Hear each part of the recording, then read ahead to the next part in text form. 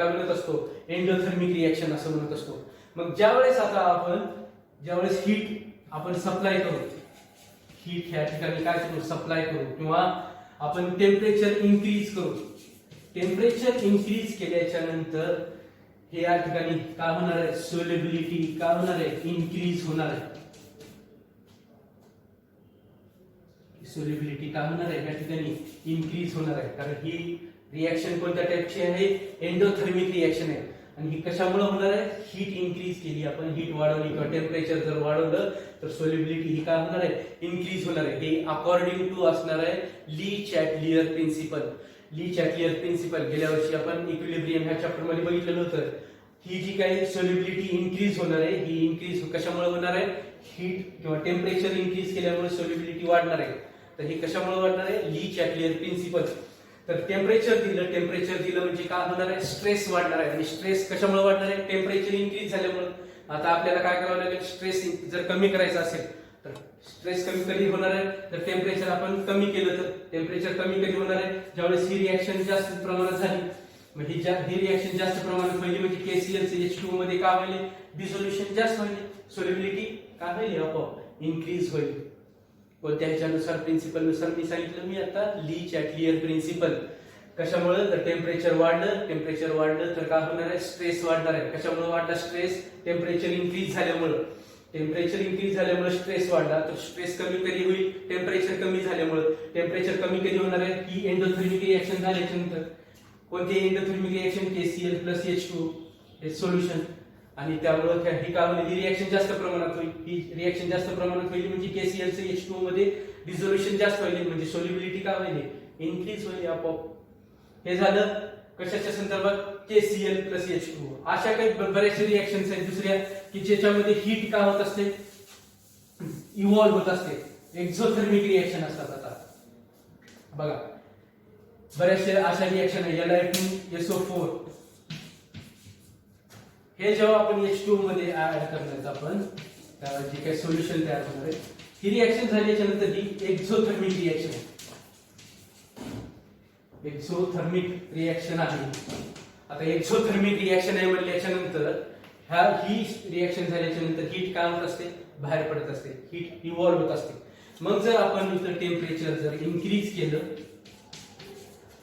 According to ली-चॅटलियर principal नुसार जर सांगायचं म्हणलं तुम्हाला, जर टेम्परेचर इन्क्रीज केलं, अगोदरच टेम्परेचर हाय आहे आणि त्याच्यामध्ये आणखी जर टेम्परेचर इन्क्रीज केलं तर काय होईल, स्ट्रेस येणार आहे. स्ट्रेस आल्याच्या नंतर काय होईल, मग आपल्याला कशामुळे, टेम्परेचर अगोदरच इथं टेम्परेचर इन्क्रीज झालेलं आहे आणि आणखी जर आपण टेम्परेचर इन्क्रीज केलं तर रिएक्शन कोणती फेवर होईल, आणखी टेम्परेचर वाढ. कारण ही रिएक्शन झाल्याच्या नंतर काय होईल, एक्झोथर्मिक रिएक्शन हे होईल. मग कोणती रिएक्शन होईल, ही रिव्हर्स डायरेक्शन रिएक्शन होईल. रिव्हर्स डायरेक्शन रिएक्शन म्हणजे सोल्युशन पासून ही काय होणार आहे, Li2SO4 आणि हे वॉटर तयार होईल म्हणजे सोल्युबिलिटी ह्या ठिकाणी काय होईल, डिक्रीज होईल. काय झाल्याच्या नंतर, टेम्परेचर वाढवल्याच्या नंतर. कोणत्या रिएक्शनच्या संदर्भात, एक्झोथर्मिक रिएक्शनच्या संदर्भात. लक्षात घ्या, एक्झोथर्मिक रिएक्शनच्या संदर्भात सोल्युबिलिटी ही काय होत असते, डिक्रीज होत असते. काय केल्याच्या नंतर, टेम्परेचर इन्क्रीज केल्याच्या नंतर सोल्युबिलिटी डिक्रीज होत असते. कोणाच्या संदर्भात, एक्झोथर्मिक रिएक्शनच्या संदर्भात. का बरं, कारण अगोदरच ऑलरेडी ही कोणती रिएक्शन आहे, एक्झोथर्मिक. हीट अगोदरच राहणार आहे इथं, त्याच्यामध्ये आणखी जर हीट सप्लाय केली तर काय होणार आहे, आणखी टेम्परेचर वाढणार आहे, स्ट्रेस वाढणार आहे. टेम्परेचर जर कमी करायचं असेल तर आपल्याला काय करावं लागेल, ही रिव्हर्स रिएक्शन करावं लागेल. म्हणजे सोल्युशन पासून आपल्याला काय करावं, हे Li2SO4 भेटेल आणि H2O भेटेल म्हणजे सोल्यूट भेटेल. हे रिएक्शन होईल का, नाही, रिव्हर्स डायरेक्शन होईल. म्हणजे काय होईल, सोल्युबिलिटी ह्या ठिकाणी काय झालेली आढळून येईल तुम्हाला, डिक्रीज झालेली आढळून येईल. कोणाच्या संदर्भात, एक्झोथर्मिक रिएक्शनच्या संदर्भात. काय केल्याच्या नंतर, टेम्परेचर इन्क्रीज केल्याच्या नंतर. म्हणजे ह्याच्यावरून आपण असं सांगू शकतो का, ह्याच्यावरून आपण कन्क्लुजन काढू शकतो का की एक्झोथर्मिक रिएक्शन असले की सोल्युबिलिटी डिक्रीज असते आणि एंडोथर्मिक रिएक्शन असेल तर सोल्युबिलिटी जास्त असते? नाही, there is no direct correlation. हे जरी मी तुम्हाला सांगितलं असेल तरी there is no direct correlation. Temperature, एक्झोथर्मिसिटी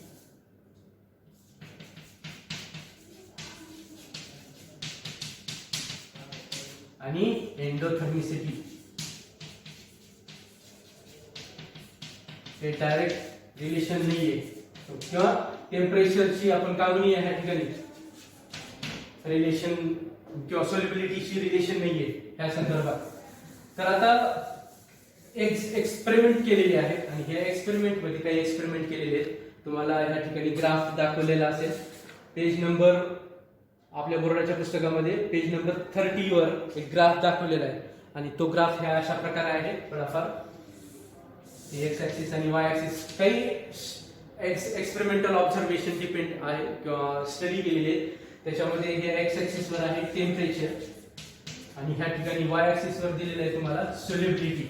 page number बोर्डाच्या पुस्तकामध्ये 12वी बोर्डाच्या पुस्तकामध्ये पेज नंबर 30 वर काही सबस्टन्सचे काय केलेले आहेत एक्सपेरिमेंटल ऑब्झर्वेशन दिलेले सॉल्युबिलिटीचा अभ्यास केलेला आहे. त्याच्यामध्ये काय केलेलं आहे बघा. हे अशा प्रकारे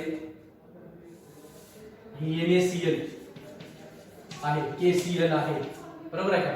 परत आणखी एक दिलेला आहे या ठिकाणी KNO3 आणि अशा एक प्रकारे दिलेला आहे Na2SO4. ह्याच्यावरून काय लक्षात येतं आपल्याला, ह्याच्यावरून आपल्याला ह्या ग्राफ वरून आपल्याला असं लक्षात येतं की काही जे सबस्टन्स असणार आहे ते KCl किंवा NaCl यांची सॉल्युबिलिटी जी आहे त्यांची सॉल्युबिलिटी ही स्लाइटली चेंज होत असते. काय सांगितलेलं आहे, slightly changes with temperature. Temperature जरी इन्क्रीज झालं तरी त्यांची सॉल्युबिलिटी ही काय आहे बघा. हे ग्राफ आहे पेज नंबर 30 आपल्या महाराष्ट्र बोर्डाच्या पुस्तकामध्ये दिलेला आहे ग्राफ. तर हे जे KCl आणि NaCl ची जी सॉल्युबिलिटी आहे ही स्लाइटली चेंज होत असते टेम्परेचर सोबत. टेम्परेचर जसं जसं इन्क्रीज होईल तसे ह्याची सॉल्युबिलिटी जी आहे ती स्लाइटली चेंज झालेली आहे किंवा स्लाइटली इन्क्रीज झालेली आहे. त्याचबरोबर हे KNO3 आहे किंवा NaNO3 आहे ह्यांची सॉल्युबिलिटी ही काय होणार आहे अप्रिशिएबली इन्क्रीज होणार आहे. अप्रिशिएबली काय होणार आहे इन्क्रीज होणार आहे. काय सॉल्युबिलिटी कुणाची KNO3 किंवा NaNO3 पोटॅशियम नायट्रेट आणि सोडियम यांची जी सॉल्युबिलिटी आहे टेम्परेचर इन्क्रीज झाल्याच्या नंतर ह्यांची सॉल्युबिलिटी जास्त प्रमाणात इन्क्रीज होणार आहे. अप्रिशिएबल इन्क्रीज होणार आहे यांच्या सॉल्युबिलिटी मध्ये. आणि काही असे सबस्टन्स आहेत की ज्यांची सॉल्युबिलिटी टेम्परेचर इन्क्रीज झाल्याच्या नंतर काय होत असते डिक्रीज होत असते. फॉर एक्झाम्पल हे बघा हे Na2SO4 सोडियम सल्फेट Na2SO4 याची सॉल्युबिलिटी काय झाली डिक्रीज झालेली आहे. काय इन्क्रीज झाल्याच्या नंतर टेम्परेचर इन्क्रीज झाल्याच्या नंतर याची सॉल्युबिलिटी डिक्रीज झालेली आहे Na2SO4 ची. हे आपण बघितलेलं आहे. म्हणजे डिपेंडिंग अपॉन दी सबस्टन्स त्यांची सॉल्युबिलिटी काय होत असते चेंज होत असते. काही त्यांची सबस्टन्सची स्लाइटली चेंज होत असते टेम्परेचर सोबत, काही जास्त प्रमाणात इन्क्रीज होत असते आणि काही जणांची टेम्परेचर इन्क्रीज केल्याच्या नंतर सॉल्युबिलिटी काय होत असते डिक्रीज होत असते. हे डिपेंडिंग अपॉन दी सबस्टन्स असणार आहे, कंपाऊंड असणार. मग हे झालं सॉलिड सोल्यूट होता आणि काय होत असणार आहे लिक्विड सॉल्व्हेंटच्या संदर्भात आपण हे बघितलेलं होतं. आता हेच effect of temperature gas solute सगळ्यात महत्वाचं आहे. गॅस सोल्यूट असणार आहे आणि लिक्विड काय असेल सॉल्व्हेंट. ह्याच्या संदर्भात काय होत असतो इफेक्ट ऑफ टेम्परेचर. आता ते आपण बघणार आहोत. Dissolution of gas. आता हे लक्षात घ्या या ठिकाणी मी आता सांगितलेलं होतं हा सॉल्व्हेंट आहे आणि ह्याच्यामध्ये आपण गॅस जर डिझॉल्व्ह केला तर हा डिझोल्युशन ऑफ गॅस. जेव्हा गॅस ह्या लिक्विड मध्ये आपण ज्यावेळेस हे करू डिझॉल्व्ह करू तर ही प्रोसेस जी आहे गॅसचं काय होणार आहे जेव्हा हा लिक्विड मध्ये डिझॉल्व्ह होईल त्यावेळेस त्या गॅसचं काय होत असतं कंडेन्सेशन होत असतं. आणि condensation is a exothermic reaction. Exothermic reaction लक्षात घ्या. गॅस ज्यावेळेस लिक्विड मध्ये डिझॉल्व्ह करू आपण त्यावेळेस त्याला आपण म्हणत असतो या गॅसचं काय होत असतं कंडेन्सेशन होत असतं. कंडेन्सेशन लक्षात घ्या कमी होते ह्याची साईज. कंडेन्सेशन आणि कंडेन्सेशन काय आहे कसली रिएक्शन आहे एक्झोथर्मिक रिएक्शन आहे किंवा एक्झोथर्मिक प्रोसेस आहे असं म्हणूया आपण. आणि एक्झोथर्मिक प्रोसेस आहे म्हणल्याच्या नंतर त्याच्या अगोदर आता मी सांगितलेलं होतं ज्यावेळेस एक्झोथर्मिक प्रोसेस असेल त्यावेळेस सॉल्युबिलिटी काय होत असते डिक्रीज होत असते. कधी ज्यावेळेस टेम्परेचर काय केल्याच्या नंतर इन्क्रीज केल्याच्या नंतर टेम्परेचर इन्क्रीज केलं exothermic in case of exothermic process when we increase the temperature solubility ही काय होत असते डिक्रीज होत असते. हे लक्षात घ्या सगळ्यात महत्त्वाचा पॉइंट आहे हा. एक्झोथर्मिक प्रोसेस आहे कोणती dissolution of gas into the liquid is a exothermic process आणि एक्झोथर्मिक प्रोसेस मध्ये टेम्परेचर इन्क्रीज केल्याच्या नंतर सोल्युबिलिटी ही काय होत असते डिक्रीज होत असते. हे आत्ताच मी तुम्हाला सांगितलेलं होतं.